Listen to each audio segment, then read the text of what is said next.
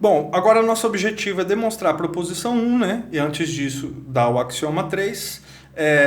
Esse conjunto, o axioma 3, juntamente com proposição 1, nos dá uma ideia, implicitamente, da desigualdade triangular, né? Que é uma coisa que a gente já ouviu bastante, já ouviu falar. Esse axioma 3 e a proposição 1, eles são uma junção dos axiomas de ordem, né, que a gente viu, e os axiomas que a gente acabou de ver sobre medição de segmentos. Então ele junta, né, esse conjunto de axiomas que a gente já vem desenvolvendo na teoria. Beleza?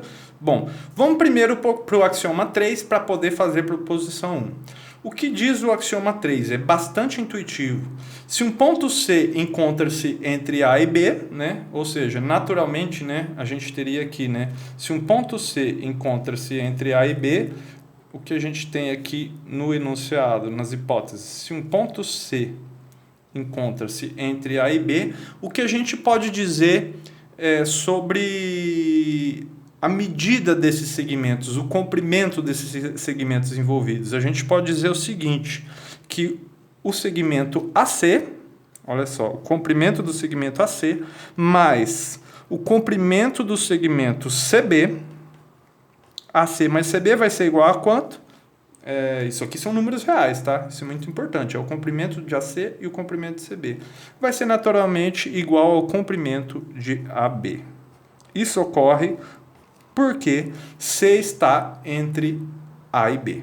Beleza? Isso é bastante intuitivo, né? Se C está entre A e B, AC mais CB vai ser igual a AB. Bom, e com isso a gente pode, utilizando o axioma 3, a gente pode provar a proposição 1. Esse seria um caso particular, né, da desigualdade triangular, que seria quando um ponto está entre os outros dois. Agora, na proposição 1, a gente tem uma espécie de recíproca do axioma 3. Não é exatamente, mas é quase uma recíproca do axioma 3. Vamos enunciar aqui, falar sobre o enunciado, vamos ler o enunciado e eu explico aqui geometricamente o que está ocorrendo. Então, sejam A e B dois pontos distintos, certo? E aí a gente diz o seguinte, se um ponto C pertencente à semirreta AB com C diferente de A e diferente de B é tal que vale isso, então C está entre A e B. A gente tem bastante informações aqui no enunciado, mas é bastante simples de entender isso geometricamente. Olha só, vamos interpretar aqui. Eu tenho dois pontos distintos A e B, certo? Dois pontos distintos determinam uma semirreta, a gente já viu isso. Então vamos considerar dois pontos distintos, A e B, e eles determinam a semirreta SAB, certo? Esse é o nosso contexto geométrico. Se um ponto C dessa semirreta distinto de A e de B, ou seja, já sei que esse ponto é distinto de A e B, é tal que AC, o comprimento de AC é menor que o comprimento de AB, então C está entre A e B. Qual seria a ideia? Se C é distinto de A e B, como interpretar isso, né? Se C é distinto de A e distinto de B, eu só tenho duas possibilidades. Ou C está aqui dentro, entre A e B, ou ele está aqui fora. Concordam? Porém, a gente tem por hipótese que AC é menor que AB. Ou seja, isso sugere que C está entre A e B. Porque se o C estivesse aqui fora, AC seria maior que AB. Então é bastante intuitivo do ponto de vista geométrico. Então as nossas hipóteses são essas. Os pontos são distintos, C pertence à semirreta e C é distinto desses dois pontos A e B, certo? Aí a gente supõe ainda por hipótese que AC é menor que AB. E a gente vai provar que necessariamente o C está aqui dentro, certo? Como provar isso? Como a gente começa essa demonstração? Então bora lá.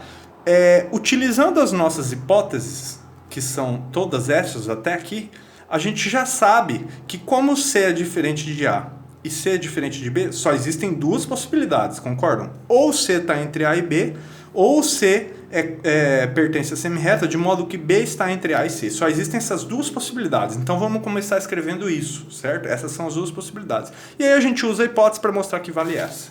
Então temos duas possibilidades necessariamente, porque vale isso e isso. Então temos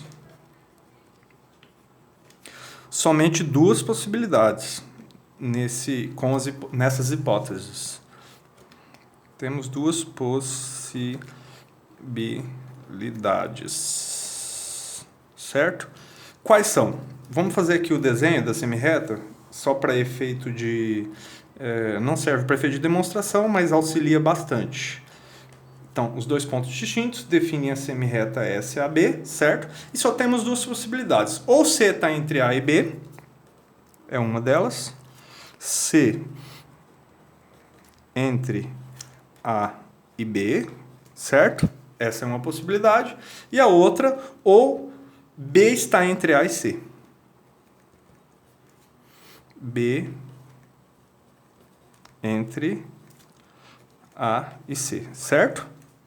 Pois vale isso e vale isso. Então, a gente só tem essas duas possibilidades. Porém, nas hipóteses, o que a gente quer provar, a nossa tese, é provar que C está entre A e B, ou seja, o que a gente quer provar é que vale 1. Né? Vale esse item 1. Porém, só é possível um dos dois. Só existem essas duas possibilidades. Se a gente quer provar que vale essa, como a gente pode fazer isso? A gente vai mostrar que não é possível que ocorra essa, certo? Se não é possível que ocorra essa, naturalmente vai ocorrer essa. Porém, como a gente mostra que não é possível que isso aconteça? Geralmente, do ponto de vista da lógica, a gente faz isso por absurdo, por contradição. A gente vai supor que vale 2, vai cair numa contradição, utilizando as hipóteses. Ou seja, não vai ser possível que ocorra 2. Com isso, necessariamente vai ocorrer 1. Certo? Então, bora lá. Vamos fazer por contradição para mostrar que não é possível que ocorra 2. Então, vamos supor que ocorra, né? Que ocorre. Então, se 2 fosse verdadeira, então vamos sair supondo que ela é verdadeira. Fosse verdadeira, o que iria ocorrer? Agora aqui, se B está entre A e C, a gente já aplica o axioma 3. Se B está entre A e C, pelo axioma 3, olha só, teríamos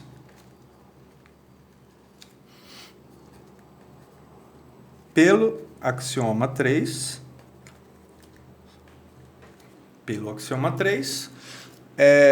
o que?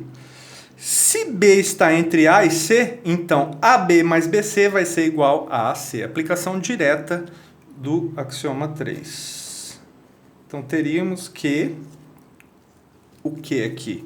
AB mais BC é igual a AC. Por que vale isso? A gente está supondo, ó, vou só fazer o desenho aqui, ó, né, um esboço, que o B está entre A e C. Logo, AB mais BC é igual a AC, certo?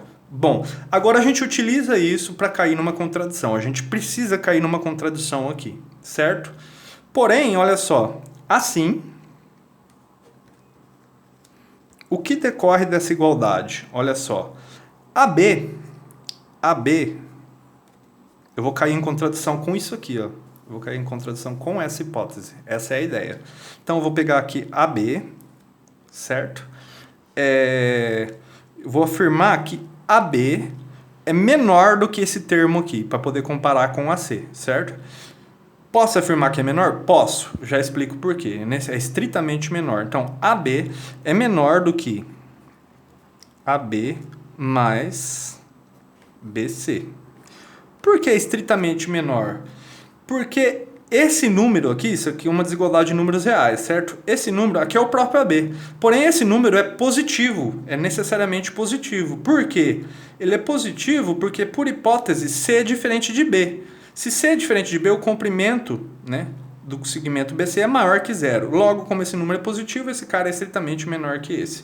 E, utilizando essa igualdade, AB mais BC é o próprio AC, certo? O que a gente acabou de mostrar aqui? Que AB é estritamente menor que AC, o que contraria essa hipótese. Na hipótese, AB é maior que AC, ou seja, isso contraria a nossa hipótese, né? Essa é a contradição que a gente obtém. O que contraria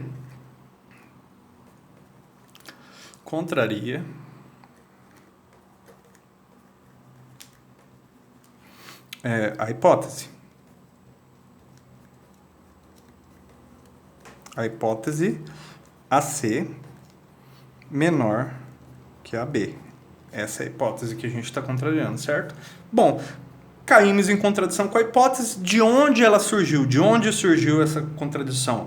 Surgiu do fato da gente supor que 2 era verdadeira, né?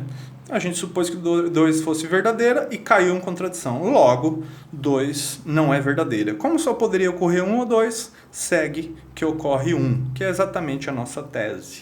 Então, portanto, C está entre A e B. Certo? Com isso, a gente conclui e prova a nossa tese. A gente usou fortemente aqui o axioma 3, certo? Essa é uma espécie de recíproca, né, do axioma, né? E com isso a gente ilustra a ideia da desigualdade triangular aqui, certo? É isso aí.